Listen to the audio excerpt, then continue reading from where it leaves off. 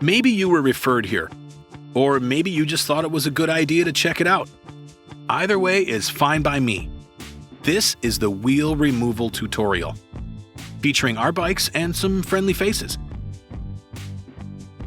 Before we begin, please note that we aren't showing you how to put the wheel back on. Luckily for you, you'll have taken it off, so all you have to do is reverse the process. We'll be removing the wheels of the Fredward single speed, the Fredward 3-speed, and the She-Devil. Sound good? Alright, let's get started with the Fredward single speed. Unhook the brake by pinching the brake arms together and sliding out the round metal end of the straddle cable. Now grab a 15mm wrench, loosen the nuts at the end of the dropout, and remove the front wheel.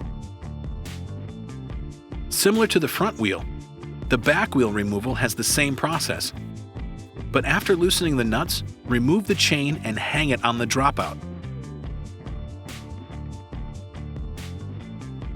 Sticking with the Fredward, let's learn how to remove the back wheel of the 3-speed. The back wheel is a little tricky. Unhook the brake, as you did with the single speed. Spin the locking nut far enough to ensure that you have enough clearance so that you can thread the barrel adjuster. Once you have the proper tension, which can be seen when the indicator chain starts moving, spin the lock nut back to the barrel adjuster, locking it in place. Unthread the indicator chain like so.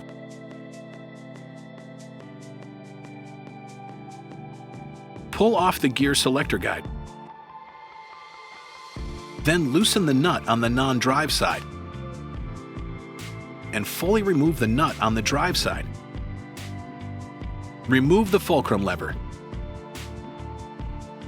Now disengage your chain and hang it on the dropout. Let's move on to the She-Devil. Starting with the front wheel, begin with pinching the brake arms with your thumb and index finger, and disconnect the noodle by removing the brake arm carrier. Let's flip the bike over.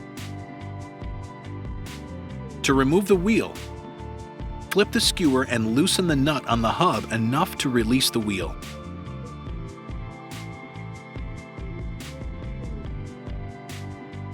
The back wheel is a little more difficult. Again, unhook your brake just as you did before.